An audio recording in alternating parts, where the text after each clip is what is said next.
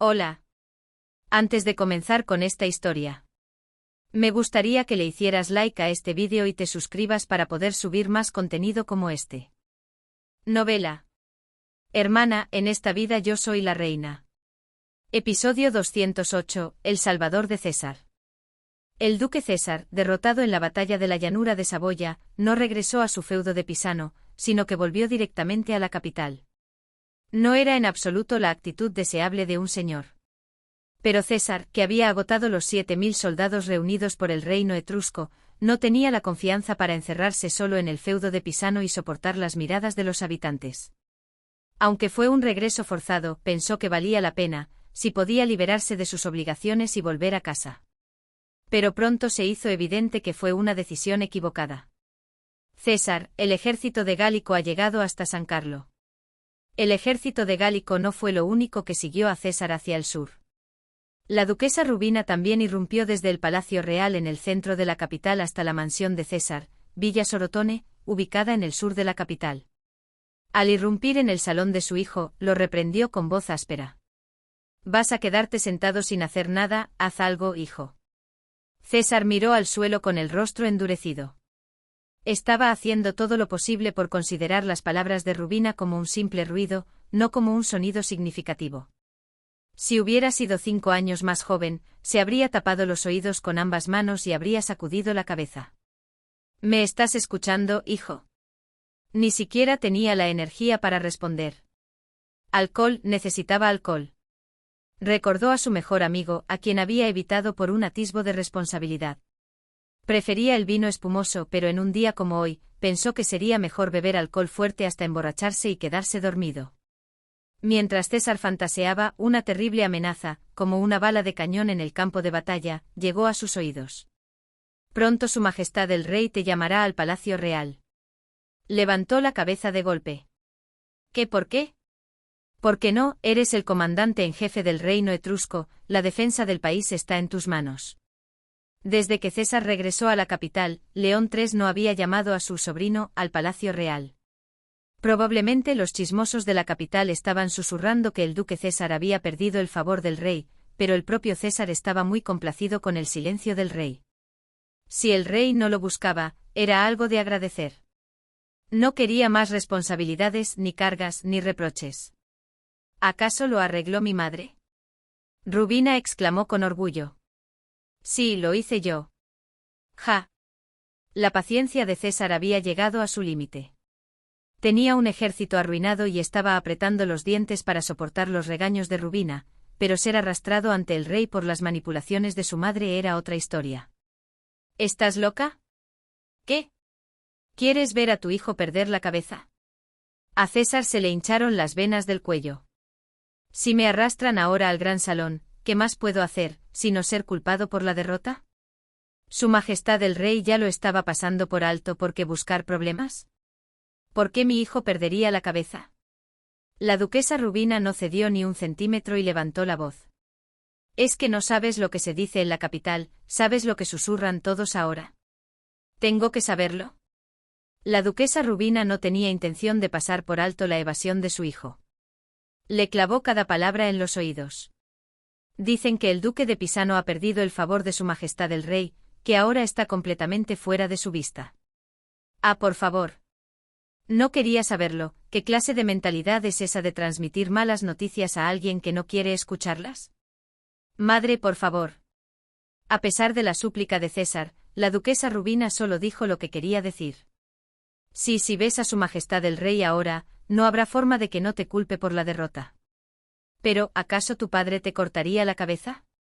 César respondió con irritación. Eso no lo sé, ¿quién sabe lo que piensa? Yo lo sé, yo. Ella golpeó su pecho con frustración por su hijo, que solo sabía una cosa y no dos. No conoces la naturaleza del poder. La vida es como la guerra, una batalla se puede ganar o perder. No se puede vivir toda la vida solo con victorias. Rubina, que había dado a luz al primogénito del rey y estaba llena de orgullo, también tuvo sus altibajos. Nunca olvidaría la sensación de que el cielo se caía cuando la extranjera Margarita dio a luz a un hijo. Pero la clave es no derrumbarse cuando se pierde y aguantar con firmeza. Al final, ella sobrevivió más tiempo que Margarita. Y sería la vencedora final. Lo que Rubina sabía sobre aguantar con firmeza en etrusco era, en última instancia, ganarse el favor del rey. Si no se podía obtener reconocimiento, bastaba con aferrarse al afecto del rey, o al menos a una parte de su vida. No se puede ignorar a alguien que siempre está a la vista. Si se puede aguantar cerca del rey, su pequeño reino nunca se pondrá. En momentos como este debes mostrarte a su majestad el rey con frecuencia, ser amable y quejarte de lo difícil que es. Que un hijo adulto se frote la espalda a los pies de su padre y finja ser cercano, independientemente de lo bien que lo hiciera César, era algo que no quería hacer ni muerto. Pero los gustos de César no eran una consideración para Rubina. La gente no solo quiere a las personas que les benefician, les gusta más la gente a la que han ayudado, a la que han hecho un favor, aguanta a su lado, pide favores y quejas y molesta. Aunque no le gustara, tenía que hacerlo. Era una cuestión de supervivencia. Así, la gente verá que estás bien y no se atreverá a golpearte. Rubina levantó aún más la voz. Así es la opinión pública, así es la reputación, y el que toma las decisiones al final se ve influenciado por lo que dice la gente. César murmuró sombríamente. ¿Para qué tengo que hacer todo eso? Una rueda interminable. Una rueda que gira sin cesar. Rubina tiene mucho. ¿Pero cuándo estará satisfecha? Por supuesto. Rubina gritó como si estuviera atónita. El Salón del Sol. Lo que esta madre quiere es la coronación de mi hijo en el Salón del Sol. No tienes ambición, no quieres establecerte bien en la capital y disfrutar de una libertad tal que nadie pueda decirte nada, sí, si todo va bien, el trono, incluso el trono. El trono. Sí, el trono. Era una verdad dicha con timidez. Y ella pensó que ahora era una oportunidad única en la vida. Ahora que Alfonso está fuera, es una oportunidad que no se repetirá. ¿Sabes cuánto me costó a mí, tu madre, meter a ese maldito Alfonso en la Tierra Santa? Rubina debió haber soñado con que su hijo ascendiera al trono desde que supo que el bebé en su vientre era un niño. Dijera lo que dijera la gente, César era el primogénito de León III. Pero eso era solo el sueño de Rubina. Su hijo no soñaba el mismo sueño. No me interesa eso. Estúpido bastardo. La duquesa Rubina, incapaz de contener su ira, finalmente arrojó la taza de té que tenía en la mano. Crash. Con el sonido de la taza de té de porcelana rompiéndose ruidosamente como música de fondo, ella desató su ira sobre su hijo. Sí, bastardo, el hijo ilegítimo del rey. Cada palabra se clavó en el corazón de César como una daga. ¿Crees que podrás vivir en paz una vez que Alfonso ascienda al trono? Ese bastardo estará rechinando los dientes, llamando a Rubina la perra que devoró a su propia madre. Al fin y al cabo, sigues siendo mi hijo, esa etiqueta nunca se borrará. La odiosa división de bandos. Desde su nacimiento el equipo estaba decidido. Inevitablemente él estaba del lado de Rubina. Un cordón umbilical inquebrantable unía a César y Rubina. No tienes más remedio que ser hostil a ese niño Alfonso, y solo hay un ganador en la competencia por la sucesión. La ira de César explotó. Vete. Rubina intentaba poner a César como su avatar en un campo de batalla que César nunca había querido. Este hecho provocó una ira insoportable en César. Era una ira de una intensidad inexplicable. Es que si solo causas problemas, ya está, siempre que montas un lío a tu antojo y me lanzas a él, la limpieza siempre me toca a mí.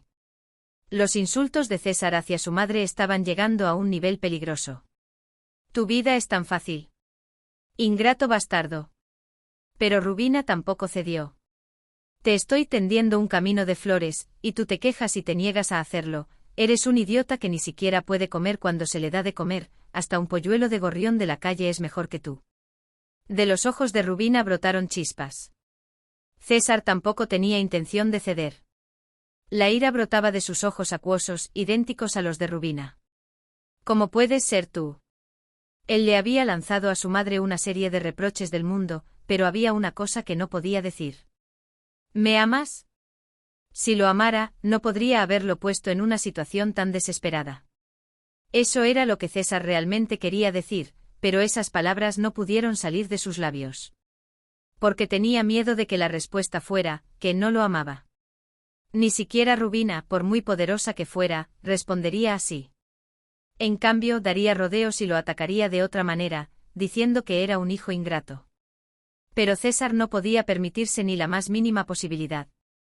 Porque se derrumbaría en el momento en que lo escuchara. Al final de la tensa discusión, la duquesa Rubina exclamó como si declarara la guerra. Probablemente se fijará una fecha para la audiencia en unas 2 semanas, hasta entonces, cuídate y quédate encerrado en casa sin salir. Ella se echó un manto de seda nuclear sobre los hombros. El manto de tela gruesa, adecuado para el clima frío, la envolvió con fuerza. Inútil. Fue la última estocada de la duquesa Rubina. Asterisco asterisco asterisco asterisco. Desde entonces el duque César desarrolló una neurosis por los visitantes de la mansión. Nunca sabía cuándo llegaría un emisario real para convocarlo a una audiencia con el rey. ¡Ay, carajo!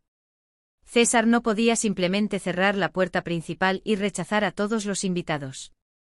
Si llegaba un emisario, tenía que recibirlo. Normalmente habría estado bebiendo hasta emborracharse, pero como tenía algo que ocultar, no podía presentarse borracho ante el emisario del rey. No tuvo más remedio que aguantar una semana entera sobrio. Era como una tortura. Su Excelencia el Duque, ha llegado un visitante. ¿Del Palacio Real?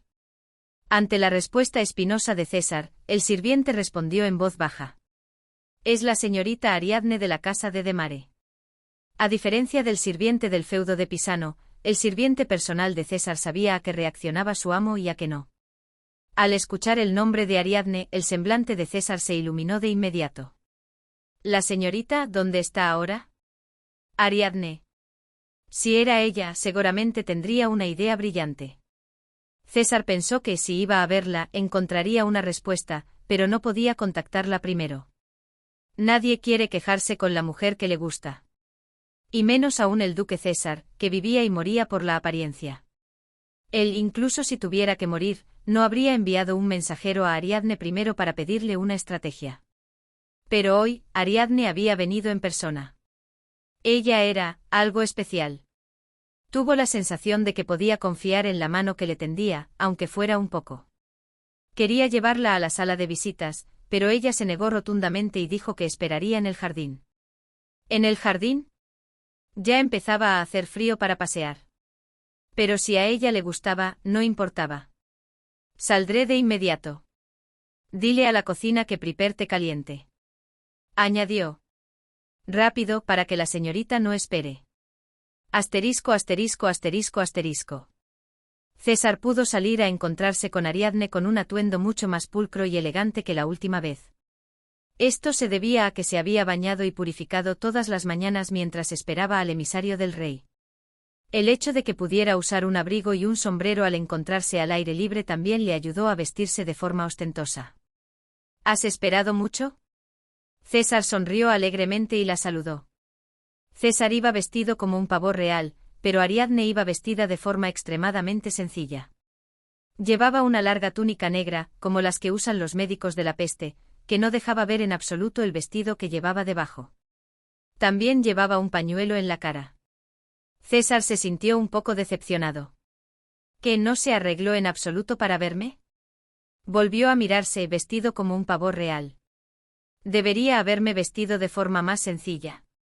No tenías frío. Pero ocultar sus emociones era lo que mejor hacía César.